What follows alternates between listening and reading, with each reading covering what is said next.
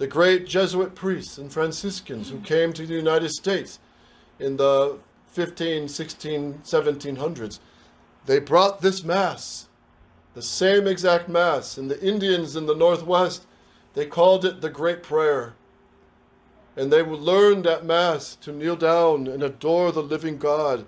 And they embraced the Catholic faith wholeheartedly and died holy deaths. The priests who were there laboring among the Indians for many years in the 16, 17, 1800s, they even said, hearing confessions, they had not heard a mortal sin in 20 years from all the Indians. That's how holy a life they lived. And then the great Jesuit saints, St. Isaac Jogues, St. John de Brebeuf, who came over from France, they brought this Mass. And St. Isaac Jogues, he was captured by the Mohawks, and he was brought to the town of Ossernenon, which today is Auriesville, New York. And they put him through what was called the gauntlet. It was a torture where the Indians all gather. The whole village comes out with clubs, with nails, with rocks, sticks. And they form two rows, and the condemned criminal is supposed to run up the hill as they beat him. And then they do more tortures up on what's called the platform. So this is what torture St. Isaac Jogues went through as a priest. And they ran him up, and he ran up the hill, and they were beating him with clubs all the way up, and his cassock was torn. And when he got to the top of the hill, which you can still see and pray at today, the Indians started gathering around him and chewing his fingers off. And one of them chewed off his thumb, and it fell to the ground. And one of the fellow Catholic travelers with St. Isaac Jogues told him, "Father, throw your thumb to the woods because they're going to make you swallow it." So he picked it up and threw his thumb way out to the woods. So there he was with no fingers. They chewed off about 4 of his fingers were all chewed in half. So he had a couple fingers left. But the ones that he needed to say Mass, the thumb and the forefingers, you need these 4 fingers to say Mass. If you don't have them, you can't be a priest. So here he was, a priest. His fingers were chewed off. What does he do? So he was able to escape through the Hudson River and went back to France. And when he came to France, of course, France was a Catholic country, so he was received like a hero who was suffered for the faith and was tortured for the faith.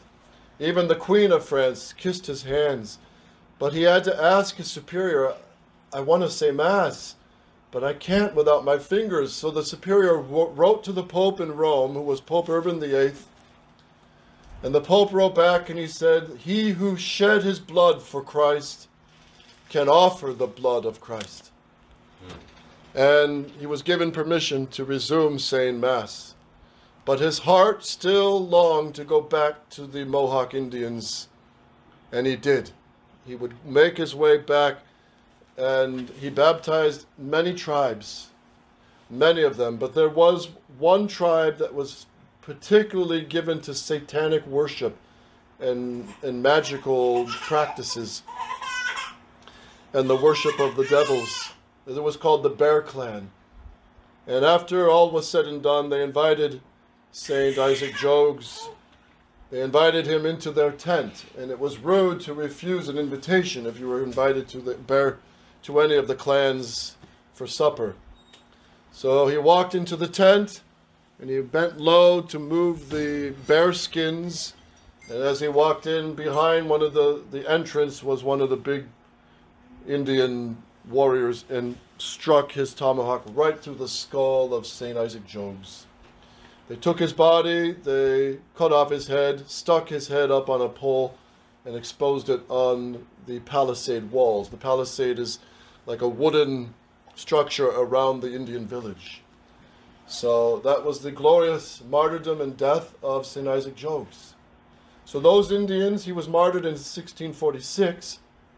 those Indians that became Catholic, one of the fruits of them was Saint Kateri Tekakwitha. She was an Indian girl who embraced the Catholic faith as a young girl, and she vowed her life as a virgin to Christ, that she would never marry, but give all her love, all her body and soul to the love of Christ. So she was treated very badly, and she was mocked, she was threatened, so she had to flee to near Montreal, where the Indians were gathered, the Catholic Indians, and that's where she died a holy death, Saint Kateri. But those Indians they taught the Catholic faith, and it traveled across from New York, Canada, all the way across the Midwest to Montana, to Idaho, and Washington State.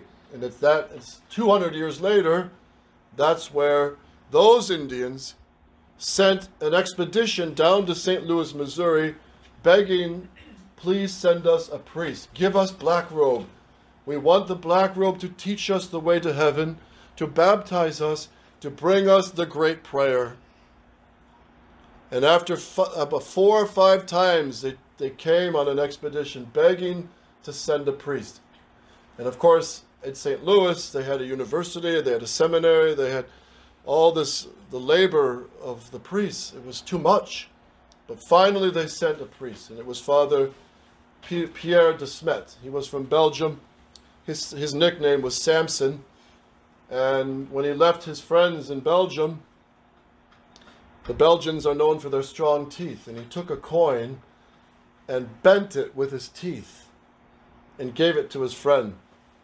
And he always kept that as a souvenir of his friend Pierre De Smet. And Father Pierre De Smet would come to the United States. He would be ordained a priest in St. Louis, Missouri, and later he would be sent to the Indians up to the Northwest. And on his way, he writes about it. It's quite interesting, his whole story.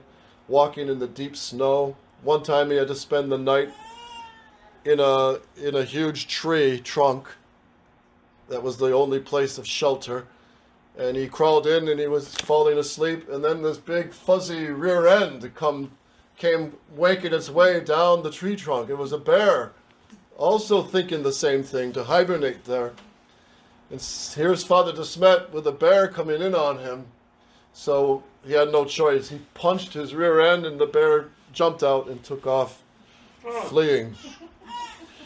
He would walk over many rocky mountains, and one time he would meet another bear, and it was him or the bear that would die. So Father De Smet, he was a big man, he was strong. He prayed, and he was able to actually headlock the bear and actually killed it barehanded. Wow. So Father De Smet, when he made several trips to the Northwest, they established great missions, and everywhere they planted the Mass. And the Indians loved the Catholic faith. They wanted the great prayer. And Father De Smet saw that the White House was going to enforce on them Protestant ministers. And the Indians said, we don't want the Protestant ministers. We want black robe, because the priest is married to God. He brings us the great prayer. He baptizes our children. He feeds us with Christ's body and blood, and he anoints our dying. We want black robe. And Father De Smet went to the White House, met the president, talked to Congress, and he tried to defend the Indians. But the Freemasons in the White House, just like they do today, they were double-tongued. And they betrayed their promise, and they actually sent cavalry to slaughter whole Indian tribes. This is something that's often hidden in history, American history, but it's true. They literally slaughtered in cold blood tons of these Indian tribes, and would put clothes that were worn by people who had polio or the smallpox. They would hang the clothes on the trees. The Indians would get curious, put them on, and bring the disease right into the tribe and wipe out the tribes. Father De Smet writes about this. He actually says in one of his letters in July 1862, he says, God will punish this country for the way it has wiped out the Catholic Indian nations. And his prophecy proved true, because a year later, over 53 American boys were dead on the fields of Antietam and Gettysburg in the Battle of Gettysburg in 1863 in July. So it was prophetic. So when he once came back after 14 years to one of the tribes in Montana, he came over a hillside and he saw that the Indians, the chief was ringing the bell and leading the Angelus prayer. And all the Indians genuflected when they said, "And the Word was made flesh and dwelt amongst us," like most Catholics usually do this prayer 3 times a day. And he knew by that they had kept the Catholic faith. So that's what the great missionaries did. And here in California, the great Father Juniper Serra, the dishonest modern historians try to portray the Franciscans as coming here to make slaves of the Indians. That is so false and so far from the truth. Just read the records. Just read the history. The Indians loved their priests. They loved the Mass. And they fought to defend them. And they loved the missions because it was a shelter from enemy tribes of Indians that sought to slaughter the ones who became Catholic. So Father De Smet, Father Juniper Serra, he founded, 21 missions all the way up the coast of California. And the heart of those missions was the Mass, where Christ reenacts his sacrifice of Calvary.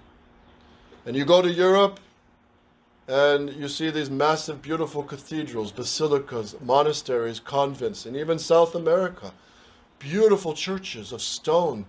Why were they built? For the glory of God and the sacrifice of the Mass.